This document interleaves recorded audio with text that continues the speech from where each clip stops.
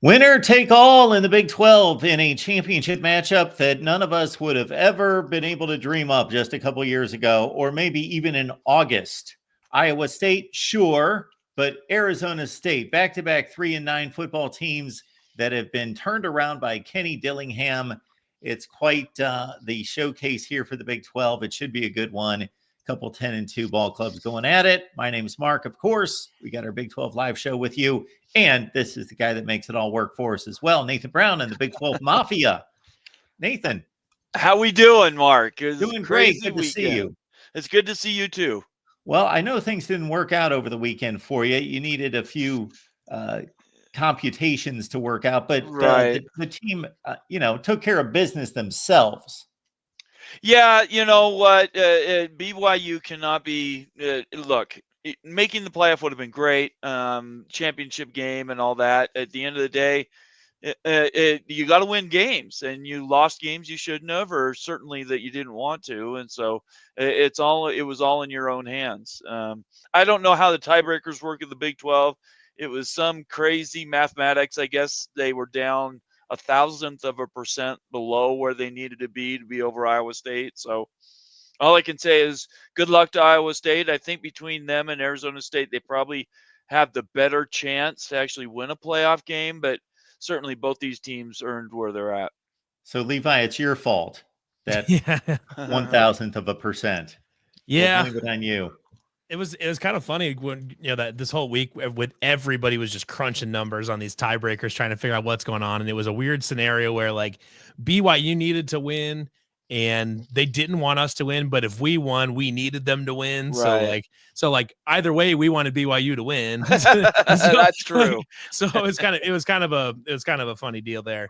I think it's a ton of fun. I don't necessarily agree with the tiebreakers, or do I think, okay, this really differentiates these two teams? Rarely does it work that way, but I think it worked out about the best way it could have for the Big 12, because the week you had intrigue. You had 9 teams that were mathematically in it. You had intrigue the whole week. What's going to happen with this? And then it went chalk all weekend. Yeah. All of the favorites won. There was no major upsets. That you got your two most likely and highest ranked teams are in the championship game, which is what you want. And the winner of that's going to go to the playoff as your highest ranked team. And that's what you want. Like, it would have been a disaster if like the favorites started losing and the title game was like Baylor, Kansas State, or some stupid shit like that. That would have been a disaster for the Big 12. That would have been worst case scenario. The Big 12 got the best case scenario out of this, arguably. I apologize for my BYU brethren over here, but the Big 12 got one of its best case scenarios out of here. Yeah. While all week being able to have all this intrigue go through the conference with this might happen, this might happen, this might happen. And they got really kind of what they wanted. Or one of the things they wanted. Michelle, Arizona State has turned in from the ultimate underdog to like a little bit of a favorite. Like they were actually, the betting favorite for the weekend, obviously. And then they come into this championship game as a slight 1.5 point favorite. And of course, they took care of business and against their hated rival. 65 points if they'd have wanted to. So I think it's an even game. I think losing Jordan Tyson is huge. Yeah. I mean, that is significant, so I might favor Iowa State just because of that. That's, we don't know for sure, but it sure didn't look good. And judging by some of the things he put out on social media over the weekend, he's not likely to play this week or moving forward this year. And yeah. I would add that I think the Big 12 really needs to start looking at other opportunities to enhance their profile. And one way they might be able to do that is to have a conference championship semi-round. So you have these teams that go off, they play, and you get 2 more weeks of good football. It extends that time for the playoff, and then they have a championship game. There has to be some additional thought put into it, because right now the Big 12's run out of games. They can't really improve their status anymore, and the rest of the world continues to just do these guesses on who really should be in the playoffs. So if I was Brett Yormark, I might move back a week and add another round, playoff round, to see if there's other things you can do to enhance that profile. And if anybody out there is not familiar with it, it was experimented during the COVID season. I know the Big Ten, maybe the Pac-12, but they didn't have enough teams playing, so it didn't Right. really add up anyway, and people couldn't figure it out Right. because not enough teams played. But yeah, the teams competing for a championship, maybe the top 4. So Yep. you clear the schedule. You don't have any games scheduled the second to last weekend of the season before the championship game. You don't play any more games. They just back it up one season. So you play 8 regular season conference games, and then there's a semifinal, and then the bottom 12 teams can play. Then you just see the bottom 12 teams in their own little mini playoff. Yeah, it's exactly right. It's exactly I would love that. I think it would be fun too. No doubt about it. That would be a lot of fun because people would be totally into, okay, even the lesser teams would be into, we don't know who we're playing next week, and boom, all of a sudden we're playing Texas Tech. And Levi, go ahead. Go ahead. I was just gonna say, Levi said it adds more intrigue. People are watching more games, right? The last 2 weeks of the season in the Big 12, you can make arguments that those games were more important than anything else that happened in the rest of the season. So you have the 11th week is your rivalry games, and then your 12th week would be this semi-round where you don't know who you're playing. And that by itself can add additional intrigue, and I think it brings eyeballs. Brett Yormark needs to do something because right now the Big 12's falling behind. Am I the only one that was appalled by the thought of Tulane, if they'd have won their conference, maybe taking a spot of the Big 12? Were they really serious? I can't believe that would have happened. Yeah, no, I still think the 10-2 teams in the Big 12, and there were 3 of them this year. Colorado would have been the 4th. That these teams, any one of them would certainly show well in a playoff game. The hard part is, how do you get them to that round? What is the best thing you can do to get them to that point? And I think a 10-2 team still, the championship team, passes Boise State. I don't care what Boise State is ranked this week. They do whatever they do with UNLV. I think Iowa State passes them, or Arizona Sate passes them. I think we're going to see between now and then. I think we're going to see a big difference in between what should happen and what will happen, because I firmly believe that the playoff committee is not remotely interested in even considering a second Big 12 team, and I believe they're not remotely interested in getting a Big 12 a bye, getting the Big 12 a bye, unless they're basically forced to by UNLV winning next week or by Clemson winning or something like that. I'm not trying to be the tinfoil hat guy, but I genuinely do believe, perfect example here is that we're seeing a talk about, if Clemson wins this weekend, as being a bid stealer. Okay. Yeah. Well, that only happens that they're only a bid stealer if SMU is in no matter what, or Miami is in no matter what. I don't see what the justification is here for why Miami should be getting consideration as a 10-2 at large when you have BYU as a 10-2 at large, and the playoff committee has also said that they're not going to penalize teams for losing their conference championship game. Right. Okay. Well, then that essentially means that you have 3 10-2 teams from the Big 12 that all should get consideration. Yes. At least in the same conversation with, if not ahead of, Miami, because you Agreed. had 10-2 team that played their conference title game. Miami didn't even play in the conference title game. Well, and Miami didn't beat anybody in the current top 25. They didn't beat anybody. And Clemson did Indiana for that matter. Games. Neither did Indiana for that matter. I've never been Indiana all in on Indiana. Penn State didn't beat anybody. I think their best wins at Minnesota. Who cares? I think, Mark, what you're seeing they beat here, a 9-3 Illinois team. I think Penn State's got a pretty good resume. But who did Illinois beat? We can play that game. Yeah, I know. That's my point, though. I think Penn State's earned a playoff spot. Sure. Yeah, I'm not disagreeing with that. But what I'm saying, though, is that there's teams that are firmly in that didn't beat anybody, and there are teams that are on the bubble that also didn't beat anybody. And you can say BYU's got as good a good resume as Miami does.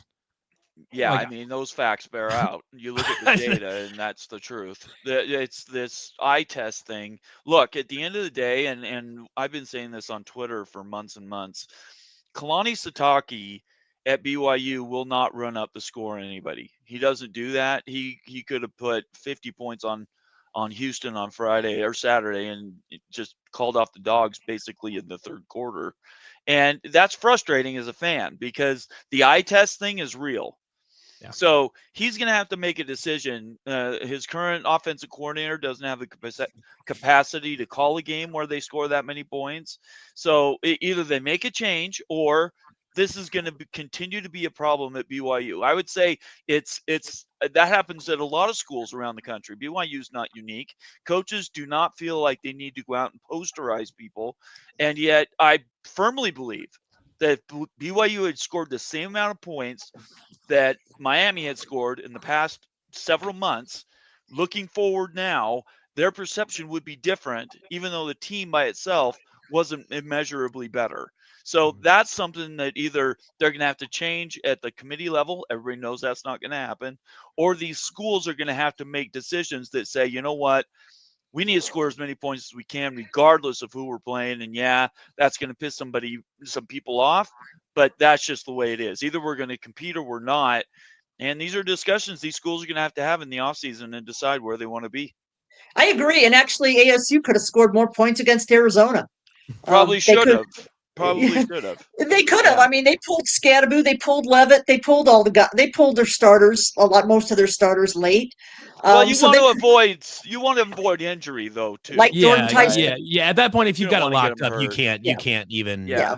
It can't. Well, Because I mean, if you go out there and you play Scadaboo and he gets hurt, Right. and he's already hurt. He's still playing hurt. Okay. Yeah. I mean, hurt. Like, Right. yeah. Right, but I think Tyson would have come out on I know he did get hurt in the fourth, but I think he was probably coming out on the next drive anyway. But that's a good example. Like, you Right. know, I think they were right on the line. Like he probably would have come out the next, series. And yeah, he's probably done. So I hear you. It's frustrating. I look at this and I was thinking, somebody asked me the other day, if ASU loses, are they still in? Could they still get in if they don't want to penalize a team for losing a conference championship game? I'm like, well, no, because that does give them 3 losses, and Alabama's not going to get a 4th because they're not even going to be in the championship game, the SEC, and they've already got 3-loss SEC teams ahead of ASU. So if ASU loses and now they've got a 3rd loss, there's no way, which is a shame, because they're playing as I would argue they're playing as well as anybody in the country right now. I do want to go back to about that the idea of doing like the semifinal for the Big 12 championship. I want to touch on that one thing because I think there was an interesting thing that got brought up this past weekend. I don't know if any of you guys watched the Iowa State Kansas State broadcast. I just went back and rewatched it this morning. But there was a portion in there where they brought in Brett Yormark, and they were just talking to him about random things. And Right. One thing they brought up, and he said he had talked to you about with Chris Kleiman about before the game, was the Big 12 going to 8 regular season games Right. to match themselves with the SEC. Because right now, at the SEC, by only playing 8 conference games, is at a significant advantage over everybody. That's a Absolutely. massive advantage. Right. So what you do, the interesting part about doing the semifinal thing that just kind of clicked in my head here too, is that not only do you create more intrigue, create better matchups and all this right at the end of the season, but you effectively move back to 8 regular season conference games, and then Right. your last one is guaranteed to be a good win. That's right. So you're kind of building in the SEC conference model while also still, getting your 9th conference game or whatever you want to call that into that schedule. So I think there's some intrigue to be had there. There's an interesting discussion to be had there about that format, because I think, like I said, it creates a much more interesting last week of the season. And because so maybe you can avoid some of these tiebreakers, because now you're talking about just getting 4 teams in versus trying to find 2 out of 4 type of thing. Look, at the end of the day, we know this isn't going to be the last time this happens. No. This whole tiebreaker discussion with This 18 is an teams every year thing qualified, from now on. Yeah, this this is the new reality. Absolutely. Yeah, absolutely. Sorry, Mark, I cut you off a bit ago. I'm sorry. Well, I was just going to note one thing was, and I'm not the Big 12 guy here, so I'm just coming at it from an overall college football angle. Yeah, the SEC advantage depends on how the non-conference is scheduled by each individual team. If you're Georgia and you're scheduling Georgia Tech and Clemson outside the conference, then you have taken care of your advantage. You don't have an advantage anymore if we're talking about how many power conference opponents you play. It all depends on the approach with those 4 non-conference games. Depends on the team. Well, yeah, you can't change who you play, right? I mean, I think that's a given. You just have to play who's in front of you on a given day. But it has to start in the preseason. The Big 12, Brett Yormark needs to be out there pounding the pavement for his schools, especially schools that are looking like they're going to be good that next year, and doing everything he can to sell them up. Because going into this season, the conference was loaded. It was front loaded with some teams that were supposed to be amazing, right? And it just didn't work out because those teams got flopped. And then what happens is all the teams that were at the bottom now have flipped with them. And now the perception is, oh, well, that means that conference isn't very good. It's a circular logic that continues to happen. And the only way it's going to break down is if something in the dynamic changes. And I just think he needs to get creative.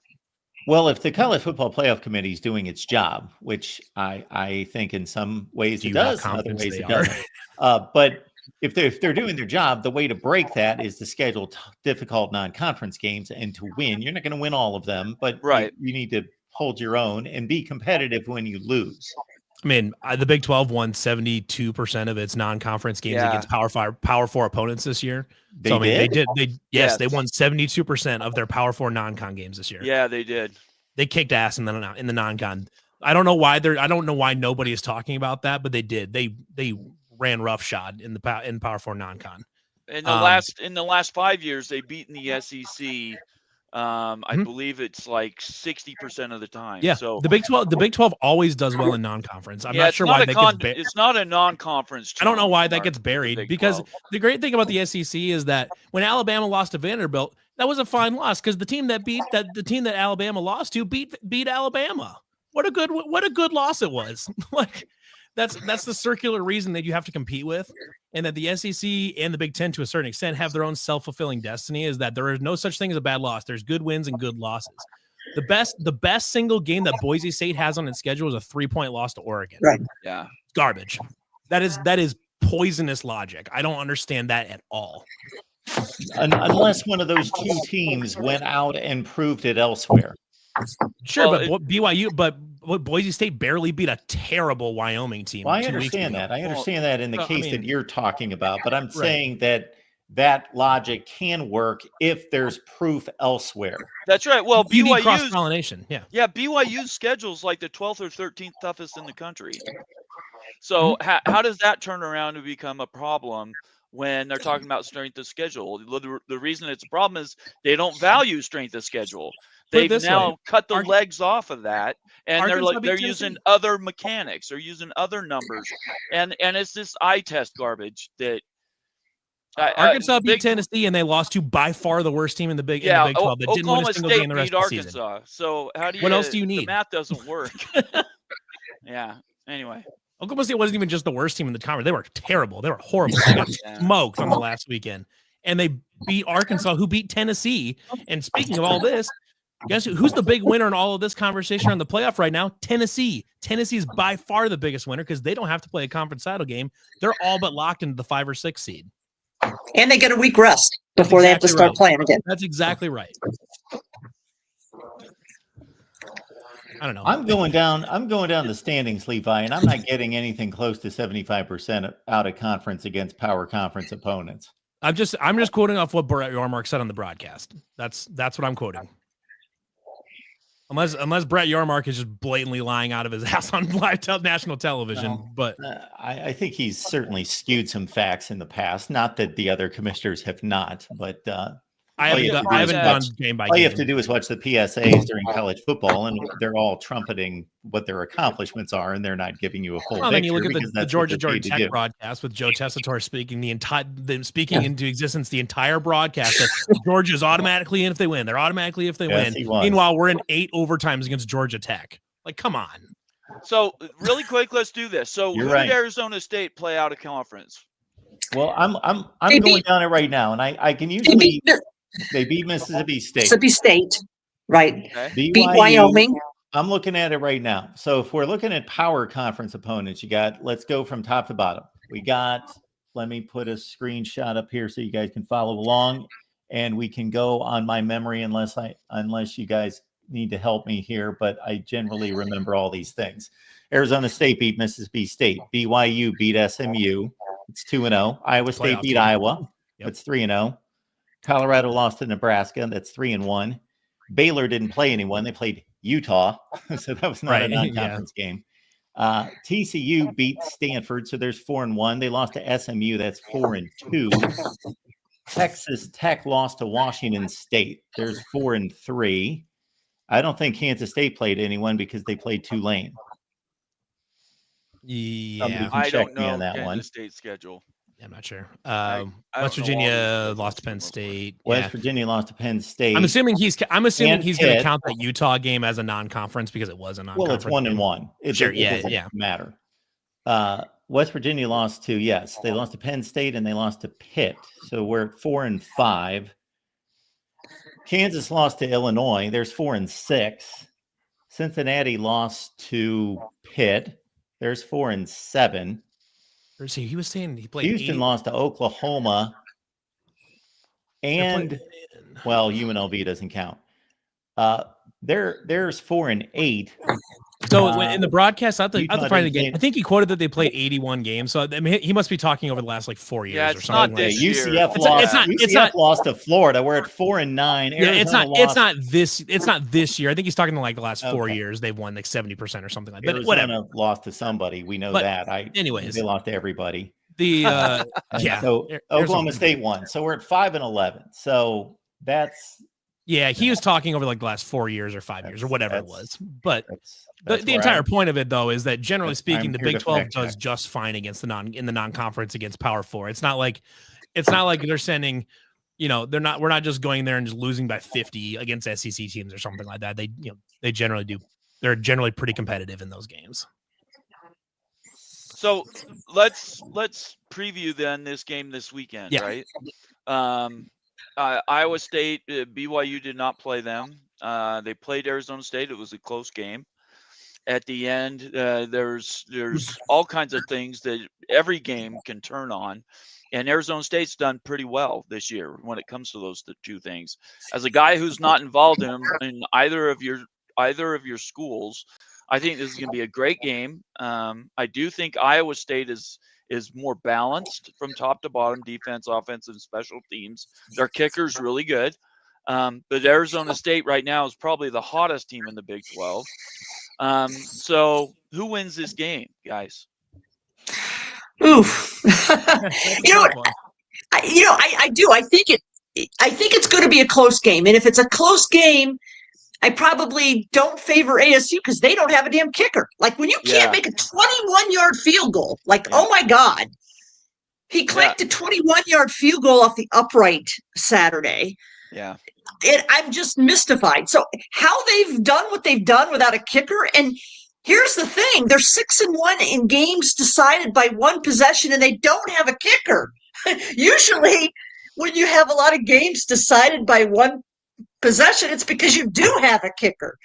So that to me is just a bizarre thing. I think that ASU, just if they can run the ball, I think, if you've got a back like Scadaboo, give them the damn ball. I hate to say rely on them more than usual because they already do rely on them. I still think it's going to be a one possession game either way. And I'm just still up in the air because of the Tyson injury. I might favor Iowa State just because of that, because ASU's offense is so potent, but he's a big part of that. So I probably would favor Iowa State just because of that. I think there's too many unknown things here with ASU. But they're finding a way. So, there's also something to be said for a team that's dangerous, that's playing with house money. They believe. They've got an air of confidence right now that I've not seen here in a long time. So there's something to be said for that kind of where they're at from a mental standpoint. Before Levi goes, here's a Big 12 thing right here. Arizona State versus Iowa State. They've got 6 common opponents. Arizona State beat UCF by 3. Iowa State beat them by 3.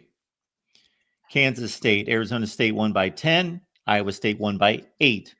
Utah, Arizona State won by 8. Iowa State won by 3. Then you've got, they actually both lost to Texas Tech. Arizona State by 8, Iowa State by 1. Arizona State beat Kansas by 4. Iowa State lost to Kansas by 9. And then Arizona State lost to Cincinnati by 10. And of course, Iowa State beat them a couple weekends ago by 17. So I just thought there's a lot of common opponents. Well, the Cincinnati game was without the starting quarterback, though. Disclaimer there. So And that we, was and the we game got good Kansas. So that Levitt didn't play that game. So Gotcha. for what it's worth, Yep. It's worth a lot. I think the Tyson injury is probably the number one reason why Arizona State could struggle. You have to be balanced. You can put 8, 9 guys in the box against Scadaboo, and you're not going to stop him. Nobody stopped him, but they can contain him. But not having a kicker, especially as you get into a playoff game and everything else, that is hypercritical. And I'd forgotten about the kicker situation because I was thinking about Iowa State's kicker, who has been really, really good. So yeah, that is a big deal. And I'm surprised. What is the spread right now? 1.5? it started out 1.5. It started out Iowa State -1, and I think it's moved to Arizona State. So all the money is on Iowa State right now. No, the sharp money went to Arizona State. The first money. The first money, because it was an Iowa State favorite. Then the money went towards Arizona State, so they moved it to Arizona State to get people to go back. Yeah, I would bet the farm on Iowa State winning this weekend, not because Arizona State's not good, but because Farm kicker. Jesus. I have a fiduciary responsibility as a team of an ag school to tell you not to do that. But it's not my farm. Fair enough. But anyway, so this is an interesting matchup for a few reasons. One, like you said too, like Arizona State's been a team that's been finding ways to win. Iowa State's been doing that a lot this season too. So it's two teams that have both been just kind of scratching and clawing out wins. Iowa State has won a couple games this season while doing their absolute best to give it away at every turn possible. Speaking of specifically UCF and Utah, where Utah did nothing. They did 20 yards at halftime, and we just gave them 21 free points just to make it interesting, I guess. But right now you've got Iowa State. The defense is as healthy as it's been for a long time. You've got two of your better linebackers back in Jack Sadowski and Will McLaughlin, and they're both playing very, very well right now. They had been struggling to stop the run for the last month or so, month and a half. But then we looked at Kansas State, who has the best rushing offense in the Big 12, and they held them down pretty well. Made the running game kind of largely a non-factor. And then essentially you got to the game where Kansas State was having to play from behind, and they made Avery Johnson throw into the secondary, and that did not go very well for Avery Johnson. So it's one of those where, I think I would say they've got good balance offensively. They were able to run the ball against Kansas State. Rocco Beck did not have a good game, but we've seen him go off in the past. It's an offense that can be very balanced. The defense, it's the best pass cover. It's one of the best pass coverage units in the country. It's the best one in the Big 12 by a decent margin. And I think if Iowa State can get out to, or can kind of just keep the game close, or basically, get Arizona State into third long situations where they've got to throw into this secondary, I think that's where Iowa State feels really good. If you're going to start making Arizona State win the ball through the air versus just sitting there and riding Cam Scadaboo for quite a while, I think that's where Iowa State's formula for success is. But it's kind of interesting. Iowa State's played a number of very, very good running backs this season. You start with Caleb Johnson at Iowa, who's had an exceptional season. RJ Harvey, and now Cam Scadaboo, and a couple of other Devin Neal. And the common thread is all of them went off. All of them got like $180 on Iowa State. But Iowa State went like 3-1 in those games that where you say they went up and against an elite running back. The only one they lost to was Kansas when Devin Neal kind of had a good thing going. But they beat Iowa, they beat UCF. They've done a pretty good job of they may let the running back go off and they may get 150, 180 yards or whatever it is, but they're going to take the rest of the game away from you. And that's, ideally that's where you try to make it hard for Arizona State, where you just cannot throw the ball, and then you get them down late and then they have to throw the ball into that secondary. I think where I would say it's kind of game changer on this one, though, might be on special teams, where you said Arizona State struggled in the kicking game a little bit, where I was just a lot more confident with the kicker. But also you look at a few different times this season, I would say it's special teams units have been able to create turnovers and create in So really is ASU. Yeah, right. And so, and right now, Darian Porter and Iowa State is one of, if not the best special teams player in college football right now. He's the only active college football player that's blocked a kick in 4 consecutive seasons. He has 2 of them this year. Blocked the field goal against Kansas State last week and blocked a punt earlier this season. He is a game changer on special teams. And Jalen Knoll has been very good in punt returns. I think this is a game where Iowa State's going to be trying to just maintain field position for a lot of it.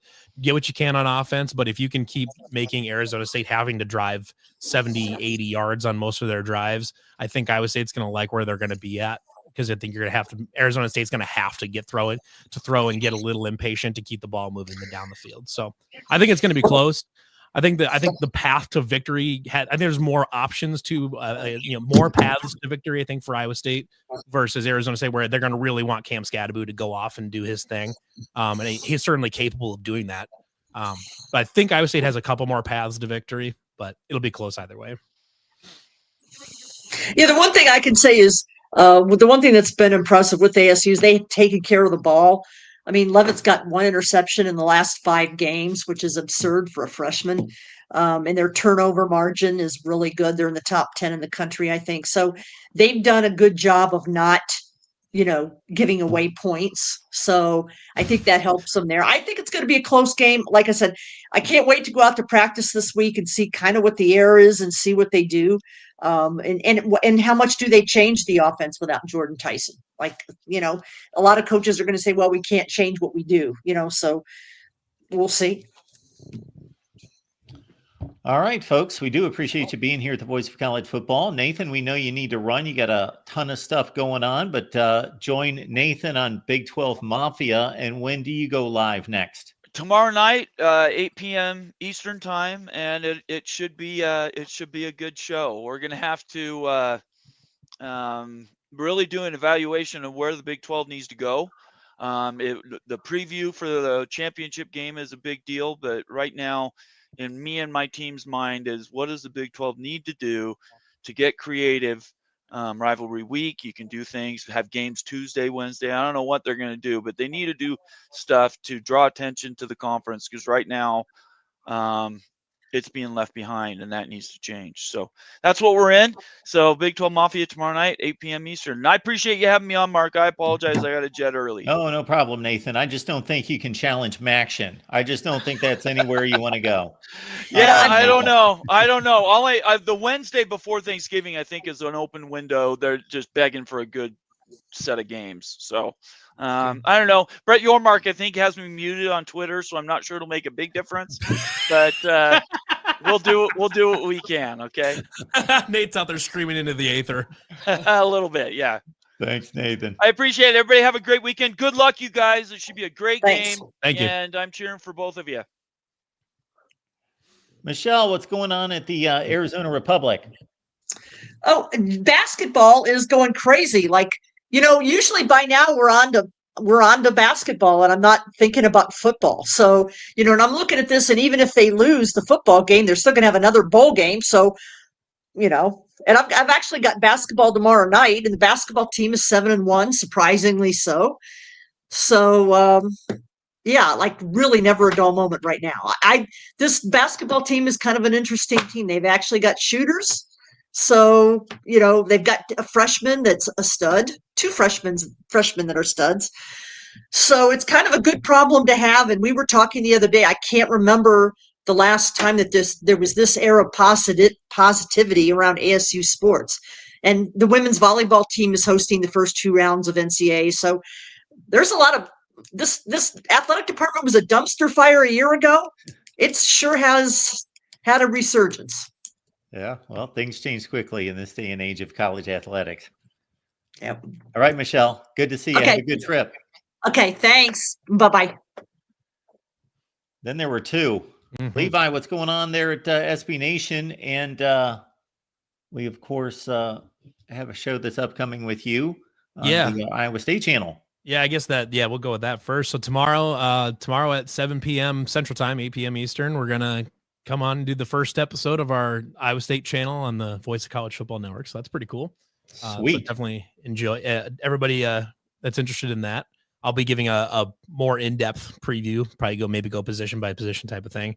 If anyone's interested in that, definitely encourage you to check in and hop in the chat and ask questions. Love answering questions live when we do Twitch streams and stuff like that too. So definitely would appreciate everybody stopping by and checking that out. Take note of that, Jackson. Jackson's in our chat. He's our scheduling guy.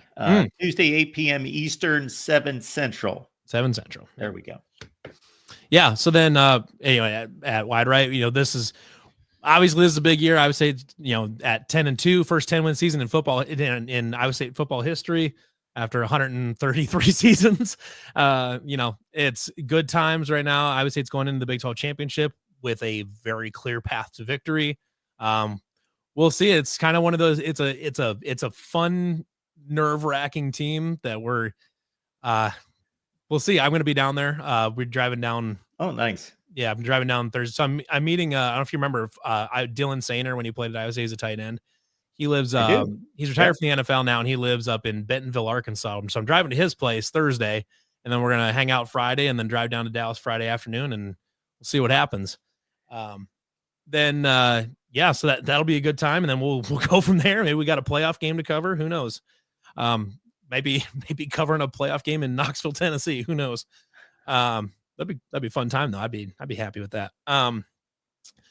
But yeah, then actually, kind of like Michelle, actually, Iowa State basketball season's getting going on. They had Maui Invitational. Iowa State put together a good showing there. Lost the buzzer to Auburn, who's now number 1 in the country right now. It's a good time. I think Iowa State's sitting at number 6 right now. We got a top 10 matchup, a top 5 matchup, top 10 matchup with Marquette on Wednesday.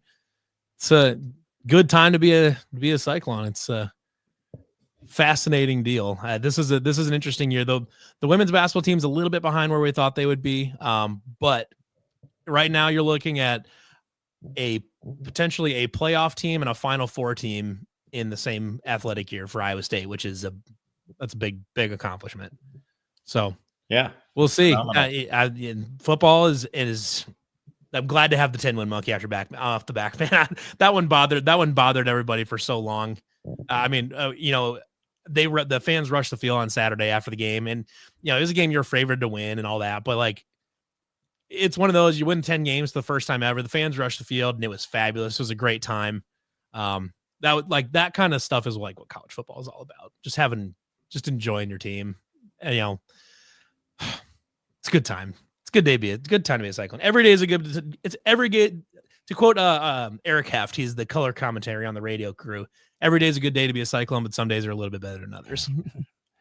Well, I caught much of the game, and the weather made it fun to watch, and just the mishaps, a couple fourth down stops on defense. Had some goofy stuff, had some fun stuff. Yeah, some special teams gaffes, and up by the other side more than Iowa State, and then certainly a missed field goal that was unexpected that at least gave K-State some semblance. I tell you what, though, I had some flashbacks. The wide right part of the name of the site name goes back to 2004 and 2005 when they missed 2 field goals.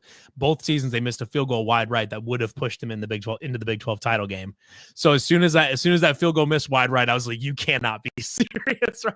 I just like flashbacks sitting in the stands there. I was like, there's no way. But the good part about that is even if everything went wrong on that last drive, Kansas State could have only tied it. So that was a nice little bit of insurance, emotional insurance, if you want to call it that. But it was nerve-wracking for sure. But I couldn't have been happier. That game, they played well. They were the tougher team. It was actually interesting. I was listening to a Kansas State podcast this morning from their 247 site. There's a Go Power Cats or whatever it is. They're the Power Cat podcast. And one of the things, they were obviously they're post game, they're angry, whatever, they're yelling, all that stuff. Whatever. But one thing was interesting, that little stanza in there that I picked out is they were saying that, I'm going to paraphrase just a little bit, but essentially that Iowa State is what Kansas State used to be, where they do more with less. They're tougher. That you no matter who they're playing, you're going to go out, they're going to give you their best shot type of thing. And it was interesting to hear that because Kansas State fans for a long time have been like, we're us, you're you. That's just what it is.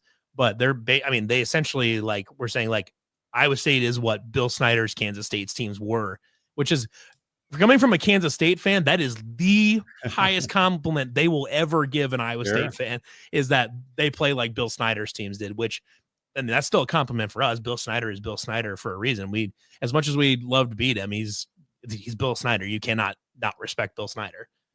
And so that was an interesting one I caught from that podcast. Like, oh, that's quite the quip, because that's like the first like shred of doubt I've ever heard about Chris Kleiman from Kansas State fans. Is like, well, we're just not like as tough as we used to be.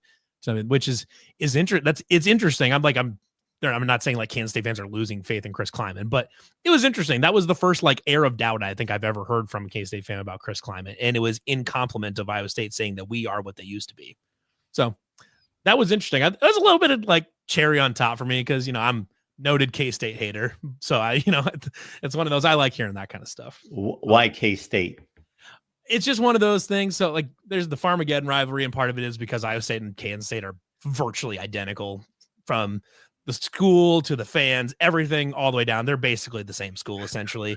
So that's part of it. So it's kind of a sibling rivalry, if you want to call that. And then like, we have the all-time series, but then they've had their little run with Bill Snyder from, the late 90s up to 2015 or whatever you want to call it is. Then they've had a couple good years with Chris Kleiman and stuff like that. So they've been good really recently, but we've been good, over the whole stretch type of thing. So it's a sibling rivalry type of thing, but I'm not a fan of the Kansas State online fan base personally. I've had a lot of negative interactions with them. So that's my thing. It's a little bit different than Iowa. Where like I will still like go to bat for Kansas State if it's like the Big 12 versus the world kind of thing. Sure. I will still go to bat for Kansas State. You couldn't pay me money to cheer for Iowa in any, like, they could be playing the Soviets in the 1980s and I would cheer for the Soviets. Like it's one of those things, like you couldn't pay me money to cheer for Iowa or defend them in any way, shape, or form. So I guess that's the main thing, but it's a fun one where now it's a competitive, where both teams are good and both teams are consistently good. So it's just a good, fun rivalry. It's one of the more heated ones in the Big 12. Up until maybe the Holy War, it was the most heated one in the Big 12, probably, I would argue. So that's what it is. It's just a fun rivalry. It's not even like an official rivalry necessarily. Like there's no trophy to go with or anything like that, which there should be. But to me, it's a rivalry in college football that was born out of the fans just getting after it. Like it's the most organic type of rivalry there is, versus like Iowa and Nebraska, who had basically never played before they got in the same conference. And then all of a sudden Hy-Vee is like, or Fairway grocery stores, you're like, this is a rivalry. It's like, it's not, but okay. Or like, was it when they're in the American, UCF and UConn had a rivalry? Or like, stop. And put together a trophy. Yeah, great. Guess we're just manufacturing rivalries now. Yes, a team from the Northeast and a team from Florida. Yeah, I'm sure they hate each other. It's like, so it's a truly organic college football rivalry born out of, being basically the same and just trying to figure out which one's better, even though they're both essentially the same historically.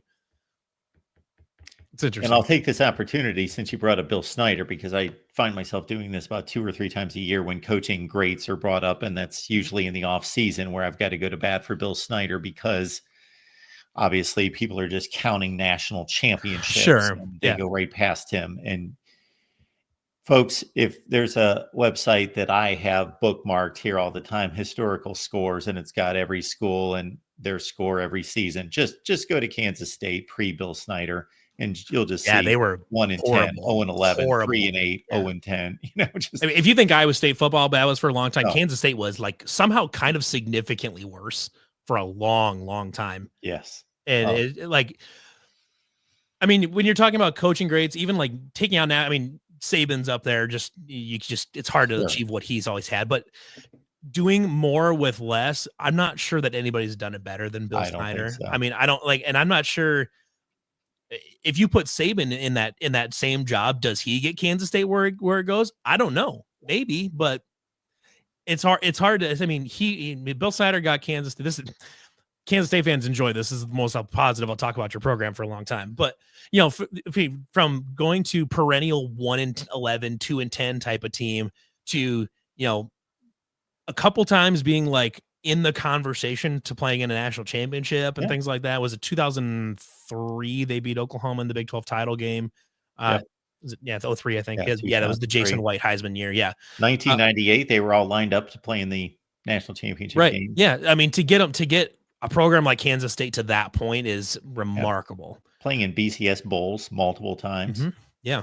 It's remarkable what he was able to accomplish. And that's why, like, we always called him the vampire, because he's just been around forever, and he just would just somehow be there and just suck the blood out of you while you were playing, so so we took great pride in, when we beat him in 2018 and that he like retired like the next week.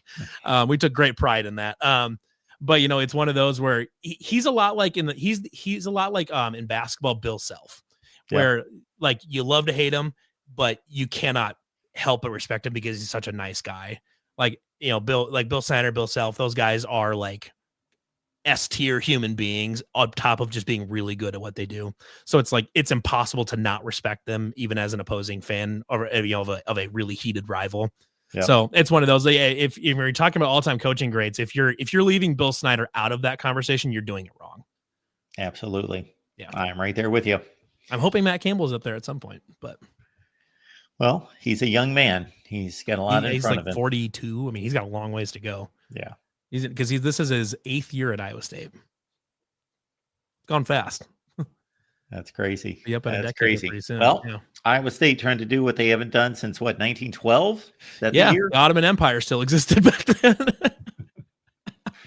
It's one of those. It's funny because in 2020, when we played Oklahoma in that game, we had already beaten Oklahoma once that season, but they were still like 7-point underdogs or something like that. And they scratched and clawed and came 31 yards short of winning that game. Yeah. But now you've got a more complete team, I would argue, maybe. And it's just, it's fascinating. This is a great time. I'm so excited to be there this weekend.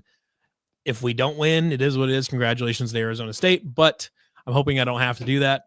And hoping they can go enjoy an Alamo Bowl instead of us. Because San Antonio is a great time. Arizona State fans, you're going to love it. And it's fascinating too, because I think Nathan had a good point too, is I think Iowa State's built that they could win a playoff game. It depends on who you play. It's a lot of that playoff stuff is going to be really heavily matchup dependent. Like I think they could probably hang with a Penn State just because Penn State's not a particularly explosive offense. Yep. And they're analytically, they're very similar to Iowa State. Like it'd be tough to go to Happy Valley and win a game, no doubt, but that's a team Iowa State can compete with.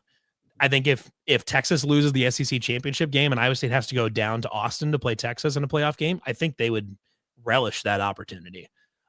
Tennessee might be a team that you can hang with, but would you love playing Oregon in Austin Stadium? Probably not. But even playing Notre Dame and South Bend, it's certainly a team. There's not really a lot of teams in the playoff that Iowa State probably just cannot compete with.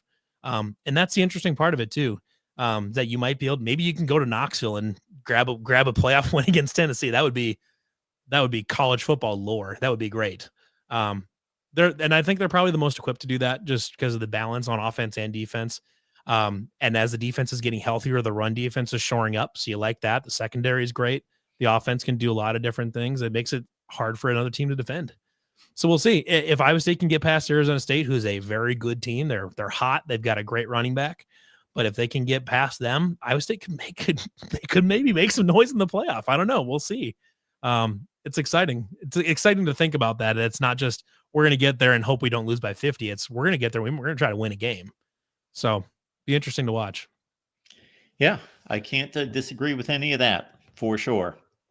All right, Levi, appreciate you being here. Absolutely. And appreciate you starting up this show for us, of course, here at the Voice of College Football. Absolutely. Looking forward to it. It's going to be fun. Cool.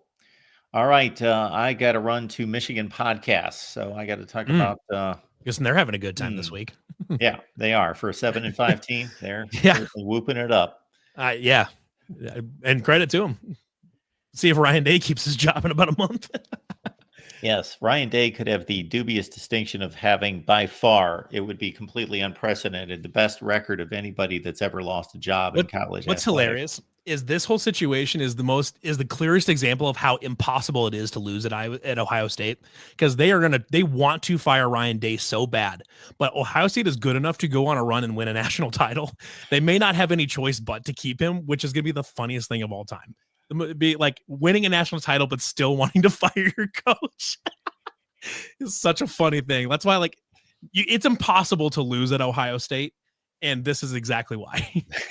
Yeah, that's there's a lot of truth to that. And I have to say that I got to sometimes separate what I think is running through the players' minds and hearts versus the fan base, because the fan base is so incredibly devastated that you think, well, if the players are responding like this, how is this team going to get off the deck even a month from now or 3 weeks from now and play a playoff game? But 2 years ago, I was thinking the same thing when Michigan ran right through them and they had to get off the deck and play Georgia, the best team in the country, 3 weeks later. And it was a hell of a game down to the last play of the game. So they regrouped. So they got enough talent to do it. And so it would be it would be funny if that happened. Wouldn't it be funny? It's like they win a national title and you still have Ohio State fans complaining and wanting to try to fire Ryan Day. And then Michigan fans would be able to hold that over them forever. Exactly. And say, like, you would still rather beat us than win a national title. That is the definite. I think the rent-free argument, like saying, "Oh, we live rent-free," is stupid. I think that's an objectively stupid thing, especially when you're talking about rivalries. Yes. But when you're talking about it superseding a national championship, I can make an exception. That is funny. I'm an Ohio State fan, for anyone that doesn't know that.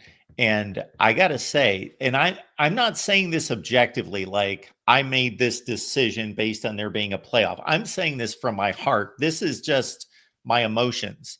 In 1985, 1995, pick your year. If you said you can be 7-5 and beat Michigan, or you can be whatever the record, 11-1 and be playing for a national title, I would have said, no, we have to beat Michigan. That's how we're brought. Sure. But this is different. I'm like, okay, that hurt on Saturday. That wasn't fun. But these Michigan games it was true, the thought process that we're moving into a playoff and these games are going to have less significance.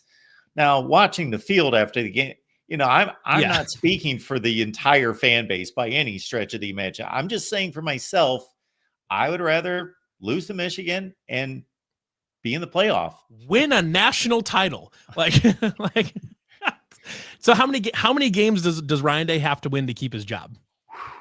Does he have to win 2? Well, because they're not going to the Final Four for sure. Say assuming they don't beat, they can't. They're not a conference champion, so they don't get a bye. Yeah, they got to win 4 games. They got to win. Is it 4? Yeah, they got to win 4 games. Yeah, so you got to win 2 for sure. Yeah. If they're the 5 seed and little Iowa State comes in and wins the game, he's not even making it out of the stadium.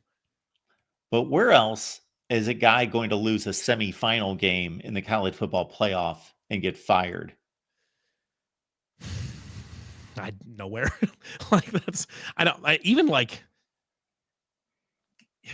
And by the time that happens, he's going to be, I think, 70-10. 70-10. That's his record. Which is ordinarily an extraordinarily good record, but for Ohio State, it's kind of that's the expectation, I guess. Yeah. I mean, straight up. I mean, for Ohio State fans, if they're not in the Final Four, that is a failure.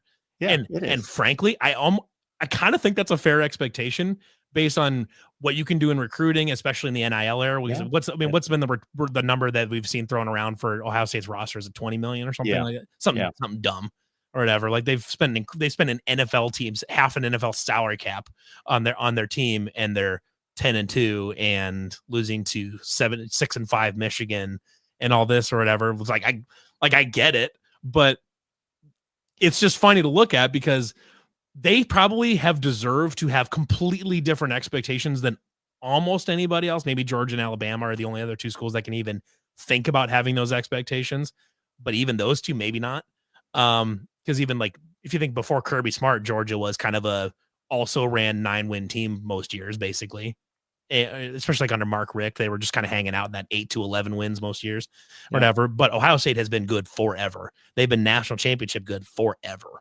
So like they probably have more of a right to than anybody else say you need to be a Final Four team and get in, or it's not good enough.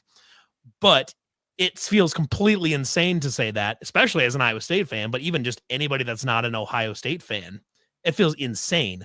So it's from just the outside looking in, it's a hilarious predicament because they've deserved to be like mad about going 10-2 every year because they probably should be better than that. But expecting any coach to go 11-1 or 12-0 or whatever every single year is also unreasonable. Like Levi, their average season since the early 2000s when Jim Tressel took over, the regular season is 11-1. Yeah, that's exactly right. And you they go still through the won wins and fire losses, every day. they have averaged one loss a season in the regular season. Mhm. It's crazy. I don't know. I see most of Ryan Day's news conferences from week to week, and I don't even know that he realizes he says this, but he says almost every week at some point when there's some kind of question that's leading to some kind of criticism of you have to do something better, it comes out of his mouth. I understand I got to win every game. Like he will say that. Yes. He says that all the time. Urban Meyer, I heard him say a couple weeks ago when he got the job, he was, as he states it, who knows how this actually happened, but he was handed a piece of paper by the athletic director that says, do two things. Graduate your players, win every game. Didn't even say win the national championship. Win every game. Yep. That's the expectation. And I'm not even going to say that's an unfair expectation just because of what Ohio State football is, but like, it's like you can't have higher expectations than that, but like losing one game, like I think like at Ohio State, you get one game before people start getting mad. And if it's the Michigan game, then they're still going to get mad. So it's, I don't know. It's a funny situation. College football is weird and I love it just because this is like, you get stuff like this where they're going to win 2 playoff games, be a Final Four team, maybe win a national title and still want to fire Ryan Day. It's going to be. Yeah, Urban Meyer was fine because he was there for 9 years. Mm-hmm. No, I'm sorry. He was there for 7 years. He lost 9 total games and he won a national championship. And he was 7-0 against Michigan. Right. Yeah. Won a title, never lost to Michigan, all that. Yeah. So he can have a little bit of leeway on his stuff or whatever. And it'd be, it's such a funny scenario looking in from the outside because I can't even imagine having those problems. That's a foreign language to me, talking about spending $20 million on a roster and then trying to fire a coach that just went 10-2 and is probably going to be a Final Four team, maybe a national title team. If they get their heads together. Yeah, they're good enough, but they also look, I mean, like if you look on Saturday, I saw a team that like just can't get out of its own way sometimes. And like, if they come up against a really like mentally tough team, like a really tough team that just will not give up, I could see Ohio State having problems with that. Like, I mean, I realize I'm biased, but if Iowa State went in there and gave them kind of a weird time and made the game uncomfortable, I could see Ryan Day having kind of a meltdown and losing that game. Like, yeah, I don't know. Yeah, they like I watched that game last week, and I'm like, Ohio State's vulnerable. Like, if you caught them on the wrong day and you punched them in the mouth, are they going to punch you back? I don't know. Yeah, and it's not helping a lot of psyche out there that the quarterback that they got rid of is leading the nation in just about everything and upset Miami on Saturday. And the quarterback that they have now is former Kansas State quarterback that also lost 45-0 to Ohio State. So to Iowa State. So that's a funny storyline. Little comeback around on that one. Shout out Kansas State losing 45-0 in 2020. That was a good time. I had fun that game. Yeah, so that's an interesting time. We'll see. I'm hoping Iowa State can win this one, and start conversations, because if they can get into the playoff and win a game, especially against like a good like a legacy SEC school or something like that, that does wonders for the Big 12 going forward. Sure. Congratulations to TCU for a few years ago, but you losing by 200 points to Georgia did not help a lot. It helped beat Michigan. That was cool, no doubt about it. And you had a great story with Max Duggan and all this, but losing to Georgia by 100 points sucked. That was That was not good for the Big 12's image going forward. And even if you can't beat an SEC school or something like that, if you're competitive and you take it down to the last possession or something like that, that's good for the Big 12 going forward and say, okay, we are competitive with the top end of the SEC. Like, just because our top end schools aren't name brands like a Tennessee or maybe in this case, maybe a Texas if they lose, or a Georgia or something like that. Maybe we don't have the brand like that, but our best teams, whether it's Ohio State or it's Iowa State or Arizona State or a Colorado or a BYU or whoever it is that year, Oklahoma State, if they ever get their stuff together, that type of team can be competitive with the top end SEC schools. And hopefully over enough time and enough consistent results like that, you can start eroding away at the idea that the SEC's here, the Big Ten's right here with it, and then everybody else is down here, and it's just not the same. Whatever. As soon as the sooner you can start breaking down that misconception or preconception, the better. And the winner of this Big 12 title game, whether it's Iowa State or Arizona State or whoever, going in and hanging with or beating a legacy Big 10 SEC school, or maybe Notre Dame if you go to South Bend, something like that, taking care of business and doing that, I think would go a long ways towards giving legitimacy towards next year. Where then you can say, well, Absolutely. If let's say it's Iowa State, and then next year maybe they go 10-2 or 11-1 again or something like that, and you also have a BYU, or let's say it's Utah gets it together or something like that. You have another 10-2, 11-1 team or whatever, and they played Iowa State and it was close. Well, we saw 10-2 Iowa State this year go in. Maybe they won at Tennessee or something like that. Well, this year they're basically just as good as they were, and this team is also basically just as good as Iowa State. Maybe we need to look at them and say, okay, maybe they deserve an at-large because we know that they can compete.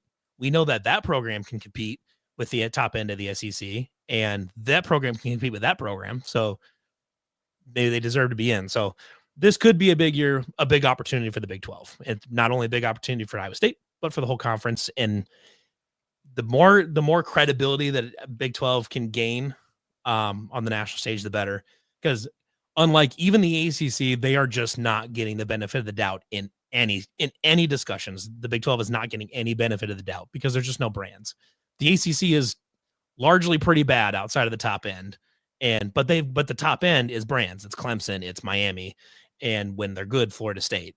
So that you've got some legitimacy there, or some perceived legitimacy there, even though the ACC is not nearly as deep as the Big 12 is, and the Big 12 just doesn't have the brands. And you got to establish that at some point, and this year's a good opportunity to do that. Good stuff, Levi. Well, thanks for showing up for us. Absolutely. Everyone catch my show tomorrow night, 7 Central, 8 Eastern, over on the Iowa State channel. Be a good time. Feel free to hop in, ask questions, all that stuff. Thanks, man. We're going to wrap it up right now. That's good. Thanks, everybody. Thanks, Levi.